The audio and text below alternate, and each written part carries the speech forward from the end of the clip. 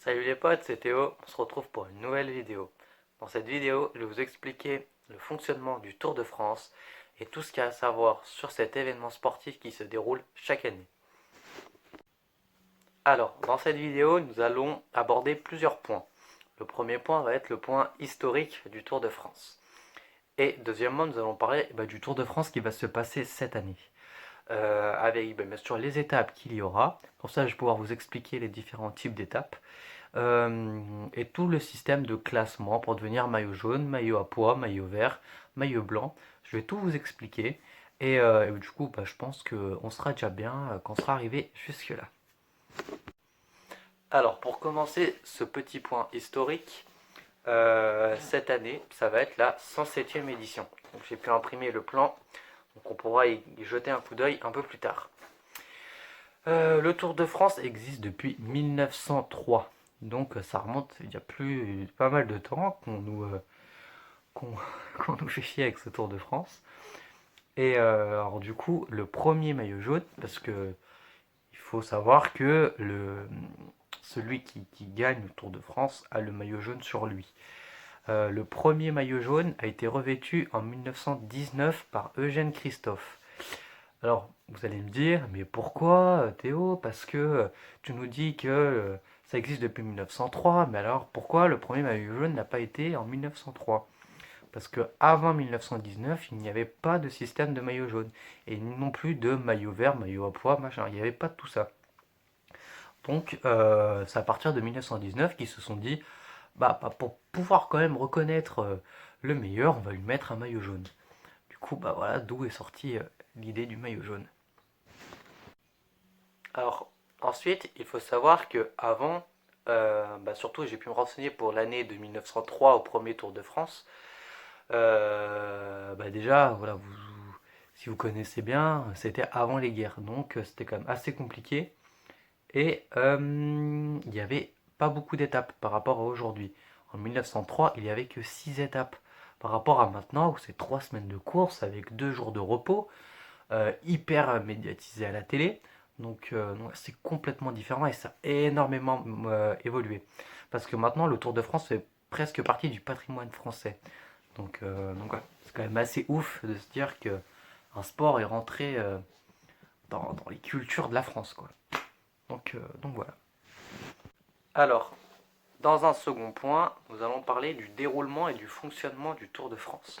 Donc, le Tour de France, comme j'ai pu vous le dire, se passe sur 3 semaines, avec 2 jours de repos, donc c'est une sacrée épreuve, hein, comme je vais le redire souvent, ça je pense. Et du coup, voilà, donc, comme vous avez pu le voir sur euh, la petite feuille que je vous ai montrée précédemment, vous pouvez voir que le Tour de France se passe beaucoup de ce côté-ci, et on nous parle de Tour de France. En fait, c'est juste qu'ils essayent d'aller un peu partout. Chaque année, ça change. Par exemple, en 2018, ils étaient allés beaucoup plus dans les Pyrénées pour faire des étapes de montagne, alors que cette année, ils sont beaucoup plus venus se concentrer sur les hautes Alpes. Du coup, euh, du coup, voilà. En sachant que cette année, ils parlent de Nice, que les autres années, ça change chaque année, hein. C'est le directeur du Tour de France qui choisit. Donc voilà, ils essayent de varier chaque année pour pas repasser au même endroit, pour que tout le monde ait quand même une chance, une année sur deux, de se dire bon, allons voir le Tour de France près de chez nous. Donc voilà. Alors, une chose assez importante à savoir, la dernière étape sera tout le temps la même, ça sera celle arrivée aux Champs-Élysées. Ça a toujours été comme ça sur le Tour de France et je pense que c'est pas prêt de changer. Donc voilà, la dernière étape, comme ça, comme vous pouvez le voir sur la carte, hein, c'est ici. Paris-Champs-Élysées. Voilà, une étape pour bien finir ce Tour de France. Alors, sur le Tour de France, nous pouvons retrouver plusieurs types d'étapes. Nous pouvons avoir des étapes de plat où il n'y a pas forcément de montagne à franchir. Du coup, c'est une étape où les, euh, les cyclistes de plaine vont être recommandés là où ils vont être le plus forts. Sur cette étape, il y a souvent beaucoup de points pour le maillot vert. Bon, j'expliquerai ça un peu plus tard. Et du coup, bah voilà, c'est une première type d'étape. Et après, il y a une deuxième type d'étape, c'est l'étape accidentée. Donc, accidentée, c'est pas parce que la route, il y a plein de bordel, c'est pas parce qu'accidentée parce que la route elle est en mauvais état, hein. C'est juste parce que on peut avoir du plat et on peut très bien avoir des petites montagnes à monter. Donc voilà, et donc là, c'est à ce moment-là que bah, les baroudeurs, donc je vous expliquerai après plus tard ce qu'est un baroudeur, vont être sollicités pour euh, gagner ce genre d'étape. Et troisième étape et la dernière, c'est du coup bah, les étapes de montagne, où bah, du coup là les cyclistes de montagne vont être sollicités pour la victoire d'étape. Ah oui, aussi il y a deux types de contre-la-montre. Il y a le contre-la-montre par équipe et le contre-la-montre individuel. Donc je vais revenir après plus précisément sur chaque étape pour bien réexpliquer point par point ce que c'est.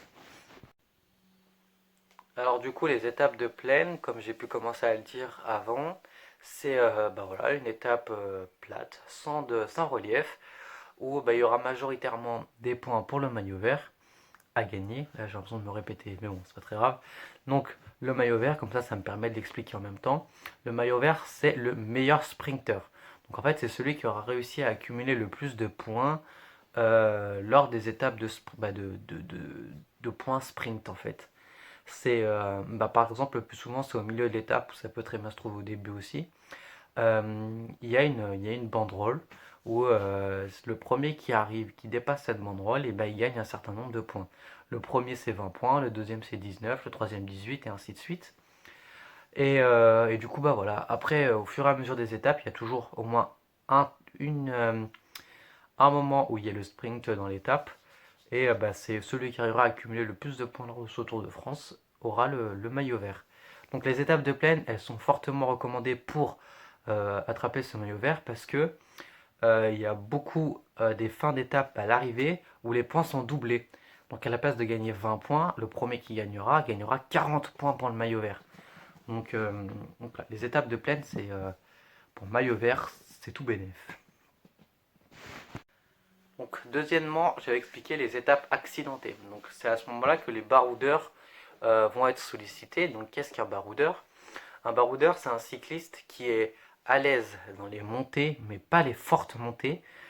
Mais donc, voilà, quand il y a de la montée, ça le fatigue pas. Et il va être aussi très à l'aise en descente et sur le plat. Donc, par exemple, je vais prendre l'exemple de Julien Alaphilippe. Julien Alaphilippe est un très bon baroudeur. Donc voilà, c'est là, il est dans cette catégorie de baroudeur. Et du coup, les étapes accidentées, à quoi servent-ils? Eh ben, elles servent déjà à fatiguer un peu les cyclistes et un peu à les changer du plat, hein, avec un peu de montée pour varier. Et bah, c'est là que commence à avoir des points pour la montagne. Donc, le plus souvent, sur ces étapes-là, les cols ne vont pas dépasser les troisièmes catégories, grand max les deuxièmes catégories. Donc en fait, le système de catégories, c'est une montagne qui va être classée selon sa hauteur et selon sa difficulté. Donc plus il y aura de pourcents, donc quand vous entendrez parler ah bah là c'est un col à 7%, plus les pourcents sont élevés, plus la pente est raide. Et du coup, bah, plus le sommet est haut, plus ça va varier son système de catégories. Donc le max c'est hors catégorie, après c'est première catégorie, deuxième catégorie, troisième catégorie, quatrième catégorie. Donc voilà. Et c'est un système de points. Par exemple, en quatrième catégorie, arrivé en haut du sommet, vous pouvez gagner que un point. Pour le quatrième catégorie, ça sera toujours comme ça. Les troisième catégories, eh ben, ça sera 5 points, si je ne dis pas de bêtises, pour le premier qui sera arrivé. Et 4 pour le deuxième, 3 pour le troisième, et ainsi de suite. Pareil que pour le maillot vert. Et puis bah, après, deuxième, première hors catégorie, il y aura plus de points à gagner, normal, parce que on monte beaucoup plus haut. Mais bon, pour les étapes accidentées, on ne dépasse pas les deuxièmes catégories. Donc voilà, c'est vraiment pour dire de changer un peu les plaines et varier un peu la course. Donc, troisième sorte d'étape, les étapes de montagne. Donc, les étapes de montagne, bah, c'est à ce moment-là que les cyclistes montagnards vont être sollicités. Ça, je peux vous donner des exemples de cyclistes. Chris Froome, Thibaut Pinot, Nairo Quintana. Tous ces types de cyclistes sont des montagnards. Bah, des montagnards. Ce sont des cyclistes qui sont forts en montagne. Donc, Donc, voilà. Donc ces étapes, elles sont utiles surtout pour le maillot à pois. Donc le maillot à pois, c'est à peu près le même système que le maillot vert. C'est une banderole en haut d'une montagne. Le premier qui passe, il gagne un certain nombre de points, comme je vous expliquais, enfin 19, 18, ainsi de suite. Celui qui a le plus de points, il aura le maillot à pois, qui sera désigné meilleur grimpeur à la fin du Tour de France. Donc voilà, en sachant que aussi, quand un sommet dépasse les 2000 mètres, il a des points de valorification. Donc à la place de 20 points, ça sera 30 points. Donc, euh, donc voilà, pour les étapes de montagne. Quatrième sorte d'étape, les contre-la-montre. Alors, normalement, dans les Tours de France, nous avons un contre-la-montre individuel et un contre-la-montre par équipe. Donc, contre-la-montre par équipe, c'est toute ton équipe, vous partez en même temps. Et le but, c'est qu'il y ait au moins 4 cyclistes qui arrivent au bout. Et c'est le temps du quatrième cycliste qui va être enregistré. Et voilà. L'équipe qui fera le meilleur temps sera gagnée victorieuse de l'étape.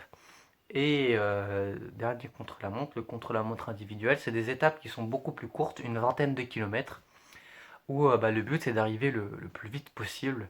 Et dans ce genre-là, il n'y a pas vraiment de cyclistes qui sortent du lot, parce que par exemple, un Geraint Thomas, qui est un homme fort en montagne, est très bon contre-la-montre. Et on a Julien Alaphilippe, qui est baroudeur, qui est aussi très fort contre-la-montre. Donc voilà, c'est assez varié le contre-la-montre et c'est ça qui est sympa.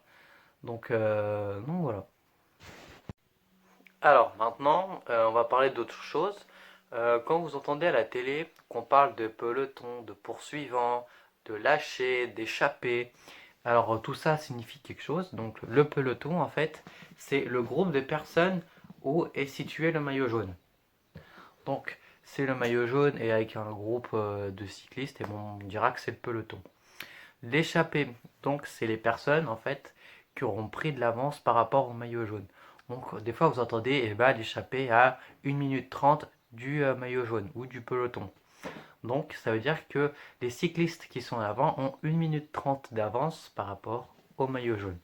Donc les lâchés, c'est les personnes qui auront du retard par rapport au maillot jaune ou au peloton, parce que ça forme le groupe.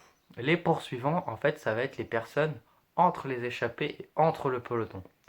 Donc voilà, c'est les cyclistes qui sont sortis du peloton pour aller regagner l'échappée. Et tant qu'ils ne sont pas dans l'échappée, on les appellera les poursuivants. Donc tout ça est un langage qu'on utilise au cyclisme. C'est assez compliqué à comprendre au début quand on s'y connaît pas, mais dès qu'on s'y connaît, c'est tout de suite plus simple à comprendre. Alors, pourquoi, vous allez peut-être vous demander, et puis pourquoi je dis ça que maintenant, mais pourquoi je fais une vidéo, même ma deuxième vidéo sur ma chaîne par rapport au Tour de France? Parce qu'en fait, comme j'ai pu vous le dire, le Tour de France c'est quelque chose, c'est un événement sportif qui me tient très à cœur, et c'est pour ça que je pense qu'il y aura même plusieurs d'autres vidéos sur ce thème-là. Donc dites-moi vraiment dans les commentaires si ça vous plaît ou pas. Parce que vraiment le Tour de France c'est vraiment, j'ai pas envie de dire que c'est trop cool par rapport aux autres sports, parce que tous les sports sont bien. Mais déjà, le Tour de France, c'est quelque chose qui est gratuit. Vous pouvez vous rendre sur Internet, vous marquez les profils d'étapes, une étape qui se trouve vers chez vous, et peut-être que les cyclistes sont passés dans votre village. Donc c'est ça qui est vraiment sympa, c'est que par rapport à un match de foot, on est obligé de se rendre dans un stade de France, dans un stade de France ou dans des stades où c'est hyper concentré au même endroit. Le Tour de France, ça se déroule vraiment sur toute la France. Je trouve que ça fait vraiment déjà sa force au Tour.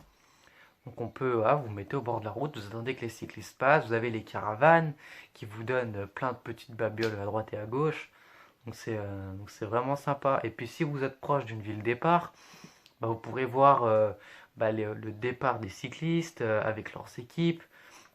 Si vous êtes une des villes arrivées, vous allez pouvoir voir le soir comment ça se passe et tout. Donc c'est vraiment sympa le tour en général. Et quand vous le regardez à la télé aussi, les commentateurs le font très bien, mais c'est aussi une réelle émission historique. Parce que quand l'hélicoptère se promène au-dessus, vous pouvez voir un tas de monuments qui vous expliquent son histoire, son origine. Et voilà, je trouve que c'est vraiment sympa. Après, c'est vrai que je vous fais pas dire, il y a des épreuves surtout des étapes où c'est vraiment long. Vous êtes devant la télé, il se passe rien et vous vous faites chier. Ça, je suis complètement d'accord avec vous. Et c'est juste le point négatif du Tour de France. Mais bon, c'est comme ça, c'est une course d'endurance, hein, tout simplement, parce qu'il y a plus de 3000 km à faire. Donc, voilà, c'est avec le temps que tout se fait. Et, donc, voilà. Donc moi, c'est vraiment un événement qui me tient à cœur, que je regarde chaque année, avec plaisir. Donc voilà. Sincèrement, n'hésitez pas à partager vos sensations par rapport à ce tour. Si vous n'aimez pas, me le dire, hein. Moi ça me dérange pas du tout. Puis j'aime bien avoir les avis des gens. Bah, du coup, pour finir cette fin de vidéo, donc je m'excuse, le petit extrait avant, ça a coupé un peu tôt, mais bon, excusez-moi. Donc voilà, pour finir cette fin de vidéo, bah, j'espère qu'elle vous aura plu. Alors je sais que je parle beaucoup, je pense que ça va pas être intéressant pour tout le monde. Je pense qu'il y aura même pas grand monde qui va arriver jusqu'à ce point sur la vidéo. N'hésitez pas à me le dire en commentaire si vous êtes arrivé jusque là. Donc voilà, j'espère que ça vous aura plu. N'hésitez pas à partager vos réactions dans les commentaires, c'est avec plaisir. Me dire ce qui va pas, hein. Peut-être que voilà, me dire bah Théo, tu parles trop, tu nous fais chier. Mets-nous des plans comme t'as fait pour ta carte et tout. N'hésitez pas à me le dire, parce que moi je suis preneur d'idées et tout nouvelles. Si vous avez d'autres idées de vidéos par rapport au Tour de France ou par rapport à d'autres choses, dites-le moi, hein, et je suis preneur et je verrai si c'est réalisable ou pas. Donc voilà, en tout cas moi c'est un plaisir de faire des vidéos pour vous, il n'y a pas de problème. Moi je partage mes passions un peu avec vous, donc il n'y a rien de mieux, hein, entre guillemets. Donc voilà, j'espère que ça vous aura plu, c'était Théo, à la prochaine, hein.